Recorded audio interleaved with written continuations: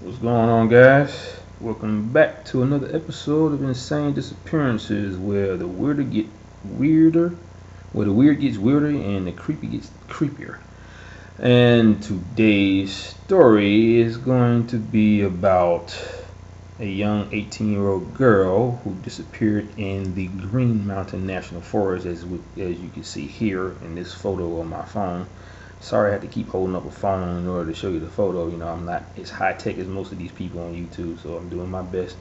So just bear with me. But yeah, she disappeared in the Green Mountain National Forest uh, in like 1947. Okay, now.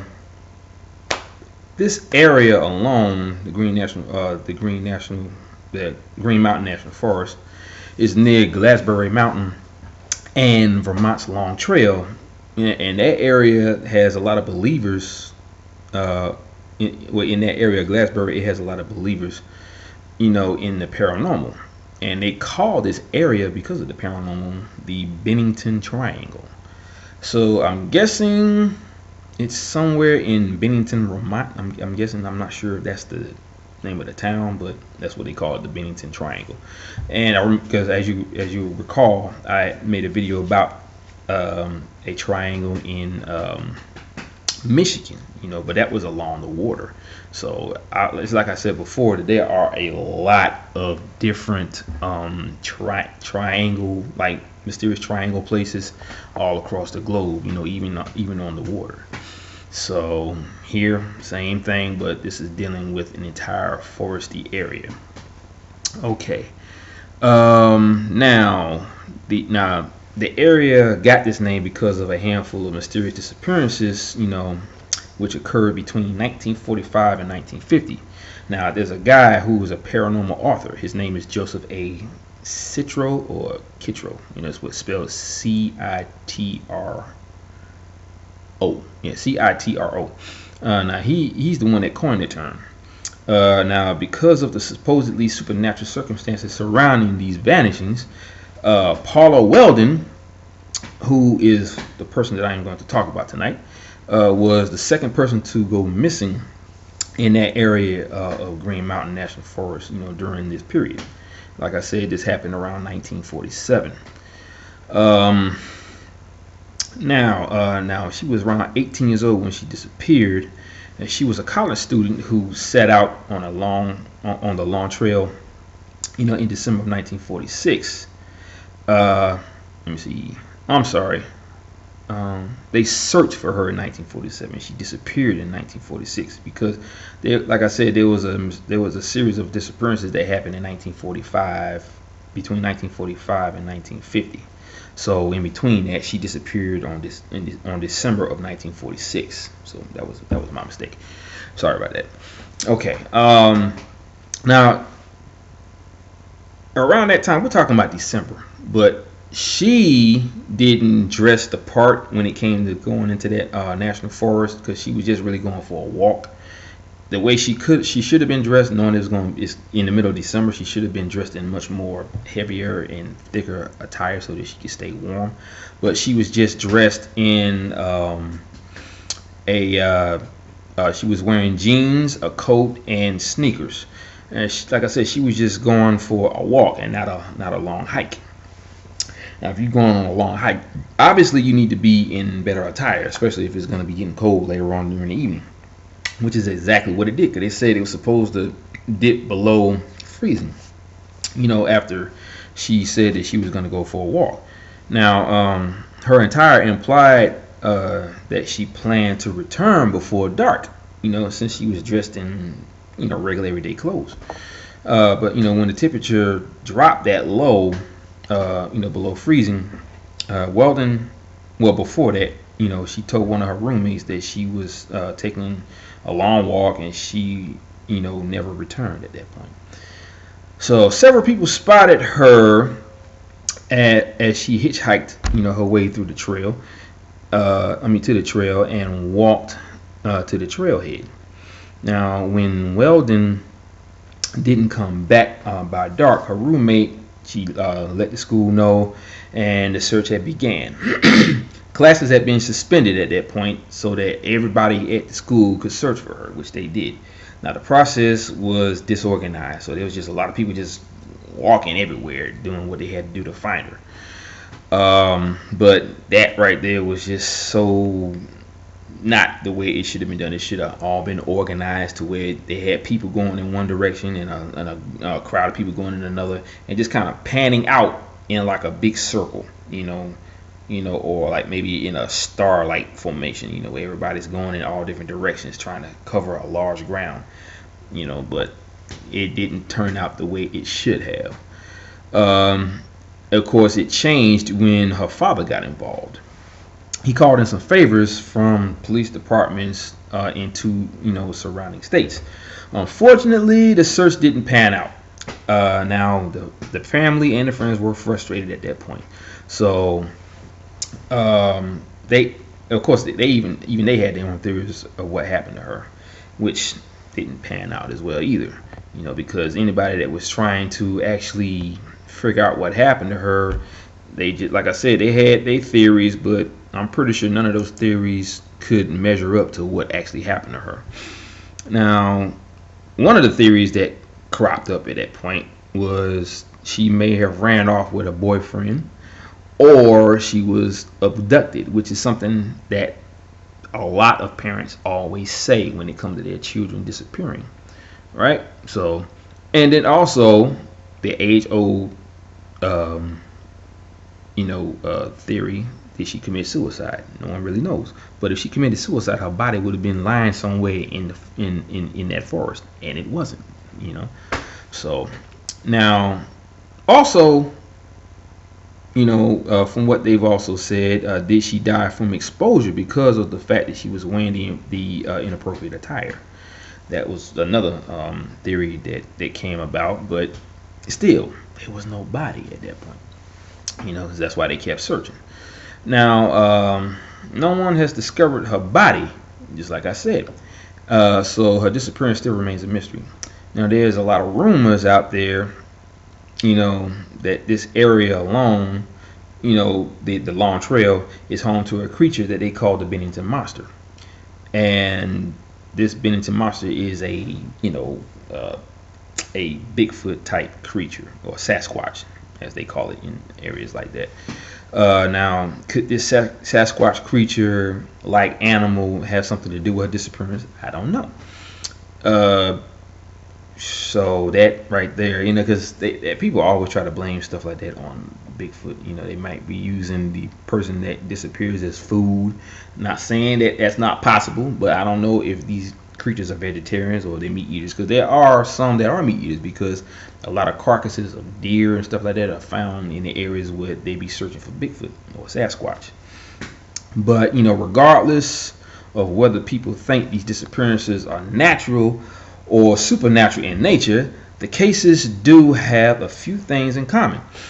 The missing tended to be alone when they disappear or separate, or if they're separated from their group, and it's normally by at least 50 yards away from the group, or disappeared, or probably 50 yards, they probably disappeared 50 yards away from the road, maybe, I'm not sure.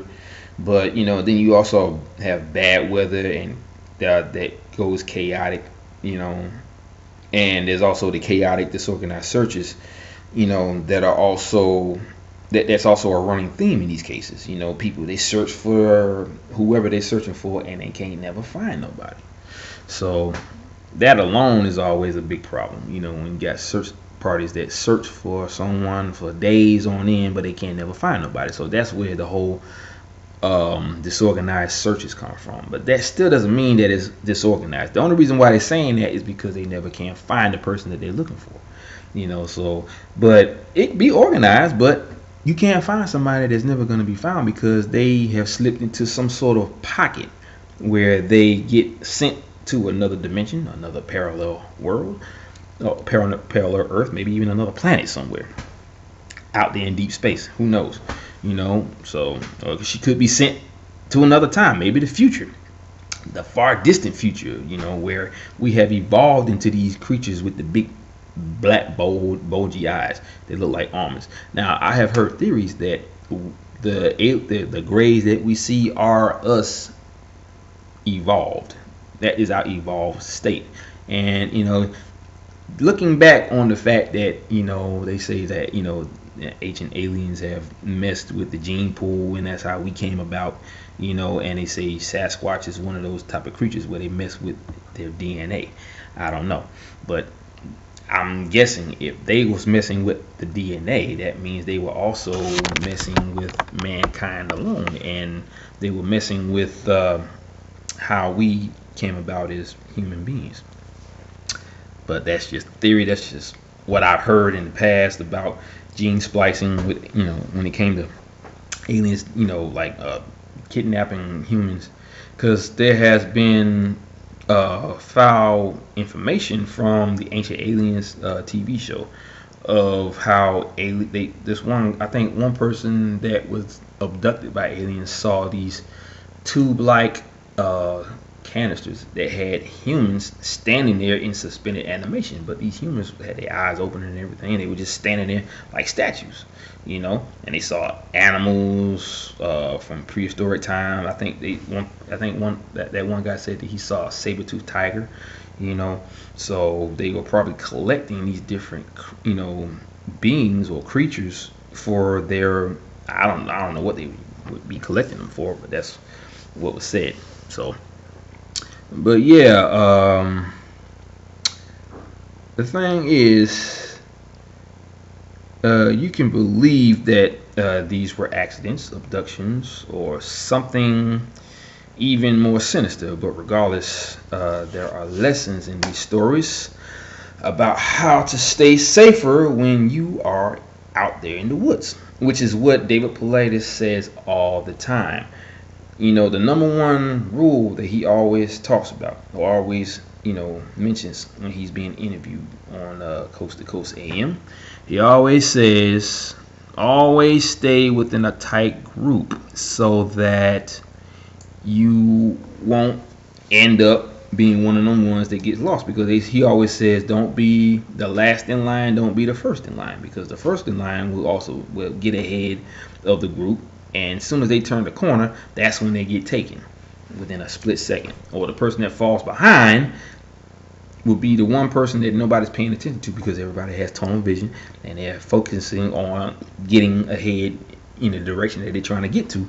And then all of a sudden they realize that the person that was standing next to the person behind you, because I mentioned this before, where if you're in a group and you got this person here and this person here, this person right here is the one that falls behind, probably got a tired shoe or want to get some water or whatever the case may be, or he may have saw something out of the corner of his eye and it made him stop and look, and then everybody didn't even realize that he stopped, and they just kept going. And then all of a sudden, that's when they realized, maybe a couple of minutes later, that they disappeared. And then they look back and, oh snap, he's gone. Where'd he go? They thought maybe he probably went through the woods to go take a piss, maybe, I don't know, or went behind a house somewhere, who knows. But that person is gone, and when they look for him, they can't never find him. And then a couple of days later, guess what happens? They're found miles away in a river somewhere, face down, with hardly no clothes on. I'm just saying. So, but also, one of the other rules is, okay, first, stay within that tight group. Don't get ahead. Don't fall behind. Secondly, carry a gun with you. And as long as you have a license to carry a gun, you shouldn't have a problem. But it also depends on if you are licensed to carry a gun in another state. Let's just say you got your license in Georgia, but you go into Yosemite National Park, for a vacation, and you go in there with a gun. You may be able to carry one into the park. You may not be, but that depends on the law of the state where Yosemite is. If the law states that you can still carry a gun even though you got your license from another state, you're good. If not, then you may have a problem. Number 3, I believe, carry a personal transponder locator. Okay, and that's a little device. It used to be pretty big back in the early days, but now they're like real small, like they're like tiny little radio size, or like maybe a CB size. CB radio size, and you carry that with you, and you turn it on when you go into the woods, and it pings off of a satellite so that it can pick you up. Therefore, they can find you if you do get lost or worse. And also carry a satellite phone, because if you're in the mountains, in a national park or a national forest, there's a good chance you may not have no reception in that area. Because I can tell you right now, I could be in a grocery store and not get the reception. So imagine being out there in the wilderness, being out there in the forest where there's no cell towers around you. There's nothing but trees and sky, and rock. So you're gonna need a sat phone that can ping a signal off of a satellite. That way they can pick up your signal, and you can actually call somebody and tell them what's happening with you. The bad part about that is if you end up missing, that phone will either go with you or it'll get smashed to pieces. That happens a lot when it comes to people going into national parks, and they end up missing and it can't never be found. But when they find a body, or they find their gear somewhere in the forest, their phone is smashed to bits, in tiny little pieces. Like, I'm talking like the cover of the phone, the motherboard with the chip on it, all kinds of crap just scattered everywhere because whoever did it smashed it to bits. So I think those are the major rules to being out there in the wilderness. I haven't heard anything else, but yeah, that's it on that one. But yeah, that's my time on that particular story, and as usual, I have more. Normally I like to start off the video with a paranormal experience. I haven't really had the time to actually think about one. I'm not saying that it's hard, but I have a lot of experiences, So, like I said, a lot of them panned from when I was a kid all the way up until now. So, there's a lot to remember. Now, if you haven't seen my videos in the past, I got some paranormal videos too where I talk about my experiences. So, if you scroll down all the way to the very bottom, you're gonna see some videos that's titled my paranormal experience or whatever the case may be. But if you see something like where I'm standing, if I'm sitting on a couch and I'm like right in front of the camera like this on my laptop, then that's the one. And some of them have actual thumbnails on the page too, where you can actually see it's black and gray. Say my paranormal experience or whatever it says. But you can go down there and you can check it out. Because I have like a compilation of stories from every experience that I've had, or at least the ones that I can remember. So, but I have pretty much said everything I could remember from any point since I've been here in Georgia. Like I said, I've had more paranormal experiences than I've had UFO experiences. And I've learned in the past that people who meditate a lot tend to have a lot more UFO experiences. I've noticed since I stopped meditating, I stopped having a lot of UFO experiences, because I used to have something every other night when I was meditating, or when my spirit was still, under the effect of the meditation, which lasts a pretty long time. But I'm getting back into it, so hopefully I will start having more experiences, because I like having those experiences. I don't want to have the big ones where UFO flies over my house and I get sent through the roof somehow, and I'm operated on, or I'm injected with some type of probe or whatever. Either way it would be pretty cool, but I still don't want to have that experience. Shoot. But let me see if I can think of one. I'd have to really think about it because I have so many. Shoot. I'm trying to think. Maybe there was one I had here, because most of the ones I've had here are pretty small. Like hearing noises, or I may have seen orbs flying around. But I did have a weird experience one time. I think it might have been one of those black-eyed children experiences. This was when I was living in my apartment. Most people would tell you that they've had an experience with one where they would come up to your door at your house or in your apartment and say, can you let me in? I just need to use the phone. Because they say that you have to invite them in order for them to get in the house. If you don't invite them in, they're not going to come in. They won't come in.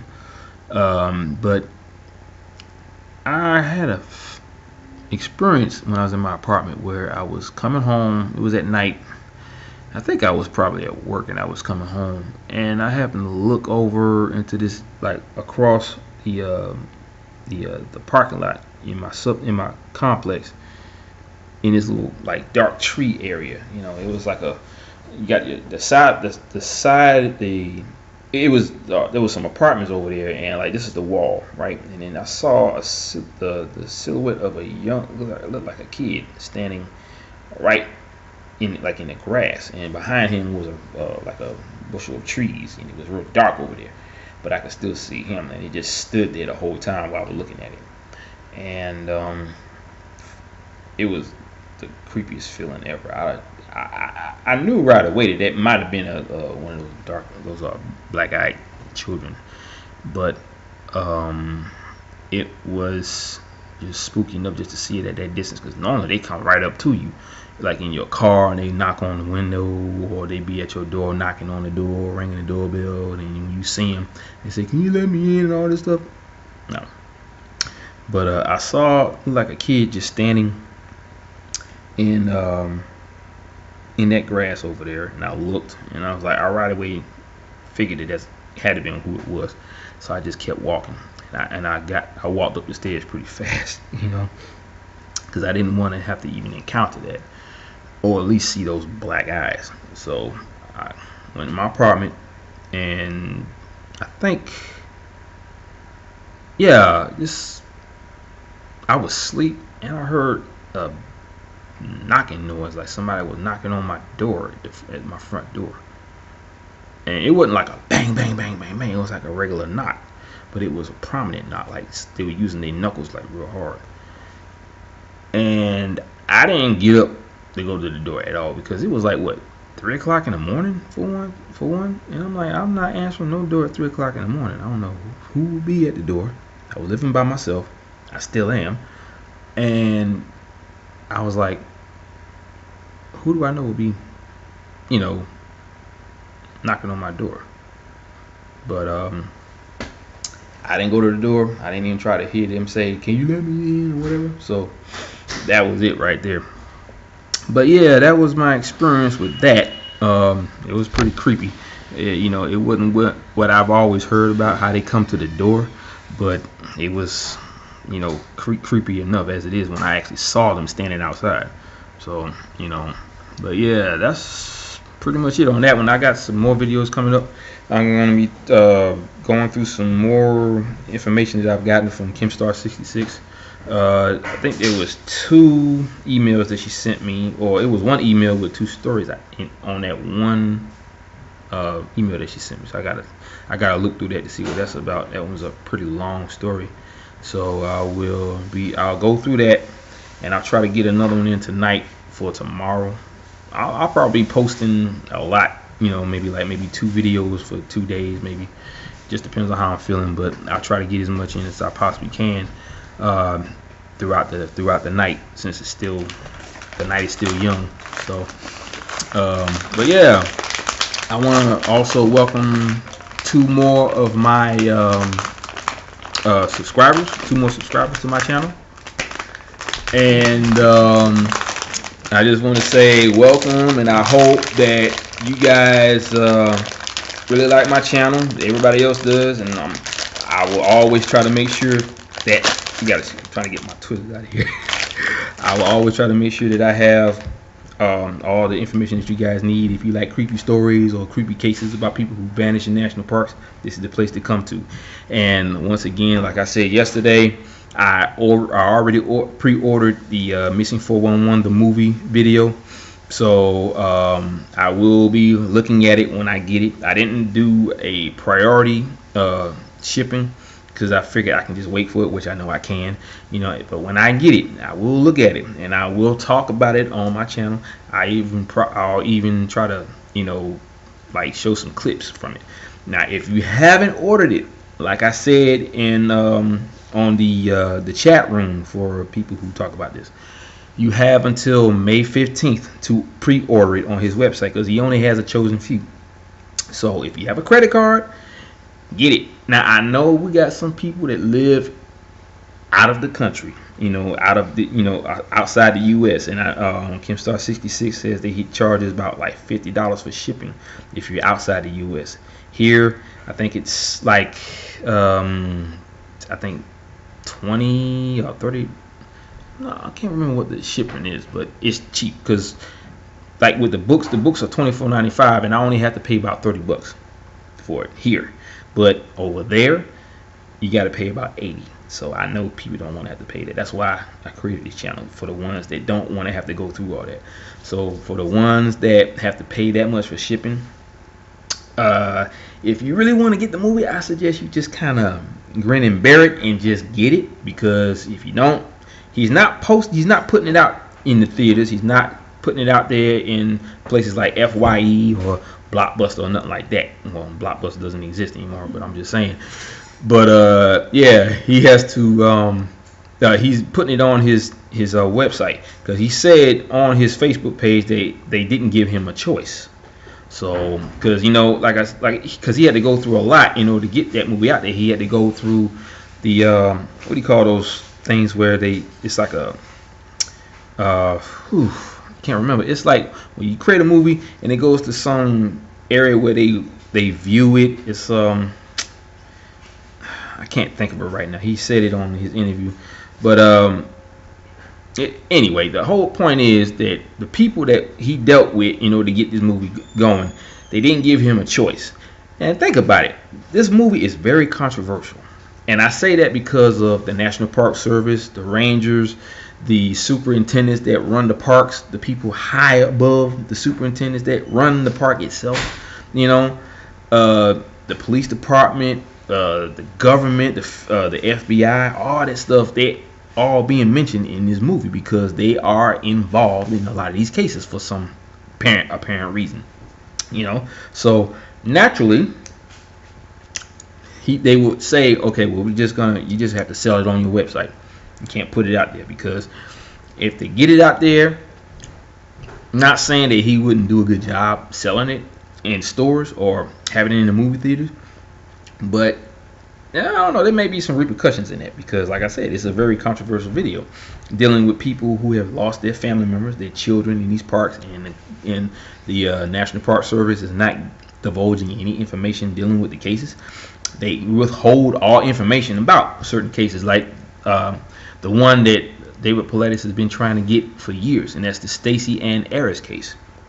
Where she disappeared behind in a line of trees, and all they found was the lens cap to her camera. Okay, he hasn't been able to get that case since this day, and they lied to him. They say that he didn't have enough books in the library for him to be a part of this. It was like some sort of you get like a freebie if you're an author, and they would have to give it to you. So he used that in order to get the book. But they said that, well, you don't have enough books in the library. They lied to him all throughout. And then they tried to tell him that if you want all the information from this park, it's going to cost you, I think he said $34,000. $34,000 for one park. And for the entire system, that's $1.4 million that he would have to pay just to get every list from every national park all across the country. And that's just weird.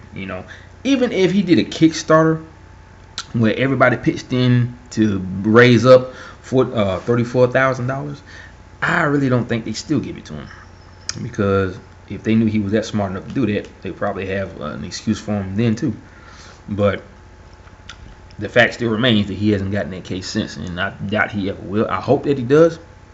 I hope the rules change in the coming centuries. But a lot of money goes into these national parks. So when they know that if people start finding out that these people are disappearing in their park, they're gonna lose a lot of tourists that come to those national parks for the wilderness, and camping and picnics and hikes, all that stuff. That's how they make their money. So if they find that out, they're never coming back. I tell you right now, I'm not going to no park.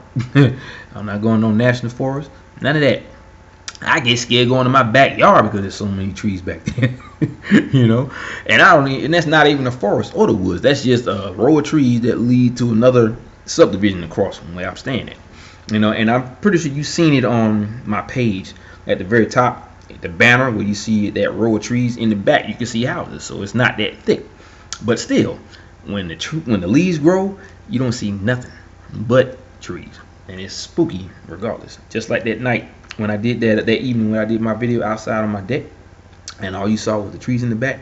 It had that Blair Witch like deal in the back with those little, you know, those like stemmy trees, you know, without the leaves on it, all the branches and stuff. So that's the reason why I did it, 'cause I wanted to look kind of spooky. So another thing, if anybody has actually watched that new Blair Witch movie, and I told you, it kind of reminded me of what's going on in these national parks, because there was a scene in the movie where this one of the guys, who was a black guy, he got lost in the woods, and a tree came out of nowhere and fell on top of him. And then all of a sudden you hear this guttural or guttering like growl in the background, and all of a sudden you hear him screaming, you hear this, whatever this thing is, growling. And it made me think of my favorite case, the Henry Mccain case, where you hear that growl on the voicemail. And there was another scene with a young girl who got lost in the park also. She fell just like all the other girls that fall in these horror movies. I don't know why, but that's what always happens. But anyway, she trips over a branch like all the rest of them, and all of a sudden you see her get dragged to the right of the screen at top speed. Okay, so, and that kind of, like I said, a lot of those scenes in that movie kind of reminded me of a lot of these cases where these people, they disappear in these parks. Some of them said that it might be Sasquatches that live in those areas, and they just somehow mysteriously just get dragged off or disappear for no apparent reason. So a lot of people always say that maybe that got something to do with it. Maybe there is a creature out there that's taking these people, you know. But see, okay, here's what I'm thinking. I was listening to a woman on Coast to Coast AM one night, and she was talking about how she had a near-death experience, and she went in the tunnel, she saw a pinpoint, like a little light. It was like a pinpoint size light, and she moved towards it, and all of a sudden she was there within an instant, and she was surrounded by nothing but whiteness. It was like white all around. There was nothing else. So she was saying that everything that we depicted about how heaven looks like, you know, like grassy fields and supreme peace and all that stuff. Not saying that wasn't a part of it, but she didn't see all that. She didn't see loved ones coming to meet her, you know, or none of that. She just said it was like some sort of supreme consciousness where everyone is connected at that point.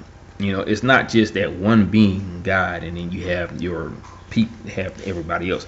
It's like let's just say you got like a big ball, right? And on the inside of that ball is the consciousness of this one being, but this consciousness is connected to every spirit on this planet. They all become one in this ball of consciousness. And I think that kind of made me think about what's taking these people. Okay, I'm thinking that it's not just that consciousness that you would probably pick up in heaven. I'm thinking that there's a being out there that has reached a level of consciousness to where it doesn't need a physical manifestation to make itself known. I think it reached beyond the consciousness of the human brain, or the brain period, to where, because okay, this is a theory that Einstein came up with. He said that if we were to use all of our brain, we wouldn't need our bodies. So I'm thinking that this creature, this being, or whoever or whatever it is, went beyond that. It didn't need his body, but it probably didn't need the physical manifestation of its own brain. So it operates somehow on its own consciousness. Its consciousness was so powerful, it didn't need the physical mass of its own brain. So it's like, how can I put this? What's a good analogy for that? Okay, it's like, let's just say you got a balloon filled with water, right? You pop the balloon. Now, whatever was inside that balloon is still active. It may fall to the ground, but you don't need the balloon to keep the water together. The water still acts on its own. It flows. It, still takes up a lot of space. So I'm thinking it's the same thing with the human brain, or what this creature has done. It's probably reached a level of consciousness to where it didn't need its brain to survive, or to make itself known, or to operate. It's probably just that powerful. Because think about it. I mean, we're talking about a being that's invisible. It's never seen, yet you can still feel it around you. There was this one guy I told you about who was in a forest, jogging on a trail, and all of a sudden he went into this open field where there was a lot of grass, which was like a couple of yards away from the parking lot where he parked his car at. He said he felt extreme evil at that point, and it was prominent. It was like right in front of him, and he felt it. He didn't understand why he felt like that, but he said he had to go. He turned around and ran back in the opposite direction where he was coming from. He ran into this open field where there was nothing but grass. It was like this grassy area was surrounded by a row of trees, or a line of trees, and he felt this being or thing behind him. He could feel the evil behind him, and he just kept running and running and running, and no matter how fast he ran, he still felt it behind him. So finally he got to a certain point and he didn't feel it no more, and he ran to his car and he never went back to that place. So that's what I'm saying. This thing operates on a level of consciousness where it doesn't need physical mass to make itself known. It doesn't need to be seen. It just uses its consciousness to do what it does. How else do you think a person can be killed without being touched? I'm just saying. All these people that are turning up dead without a cause of death, and it's like they are being killed without somebody even laying a hand on them. They're not using a weapon or of any kind that we know of. It doesn't use anything, or whatever it does, it somehow messes with the human brain to cause that person to die. But there's no trauma in the body at all. There's no trauma on the brain, nothing, no hemorrhaging. It's just dead. It's almost like this thing, like I said before, sucks the life right out of that person, or it eats its soul. I don't know. It's weird. But like I said, when you look at those profiles and you come up with all these crazy ideas and theories, think about it. I mean, if a person is being killed without the body being touched, it makes you think of a lot of crazy ideas of how that could even happen. As long as it doesn't involve a weapon or a human, because a human doesn't have the ability to do that. At least not to my knowledge anyway. It may be some type of next level human from another dimension or another Earth maybe, but not here on this planet. Nope. We don't have people like that. We have some extraordinary people who have psychic abilities, probably some in these third world countries that have telekinesis maybe, and they're just not making themselves known. But to do something like that, to kill someone without touching the body, or using a weapon to kill the person, I mean, look at, like I said, my favorite case, Henry Mccain, perfect example. He was found in a river somewhere, face down. Well, they didn't mention that part, but they had to be face down for them not to divulge any information to the public or to the news, to the media alone. They just said that they found him in a river. Even after listening to the voicemail, hearing him moaning in pain and groaning in pain, and at the same time hearing that growl in the background and someone saying stop it, there was no sign of trauma on the body, because you can hear him in pain. He was in a lot of pain, but there was no trace of trauma whatsoever. So anyway, yeah, very, very strange, people. But that's what I'm here for. That's what my channel is all about. It's all about the strange, the weird, and the crazy. Now, if you got an open mind, you know where to come. This is the place. And also, like I said before, if you get the movie and you watch it, we're gonna be talking about it. Okay, hit me up in the comment section below. Let me know if you got the movie. Okay, if you ordered it. Like I said, the movie, I think you're paying about like anywhere between $23 to $25, maybe $26 altogether. With the shipping and handling, and that's it. You know, it's not that bad. But that's if you're in the U.S. Outside the U.S., you probably gonna pay. I don't even want to say it. But still though, I think it's worth it. I really do. Even if you got to pay that much, because people have been waiting for this movie for a very long time. I know I have. So that's when I went on ahead and ordered it.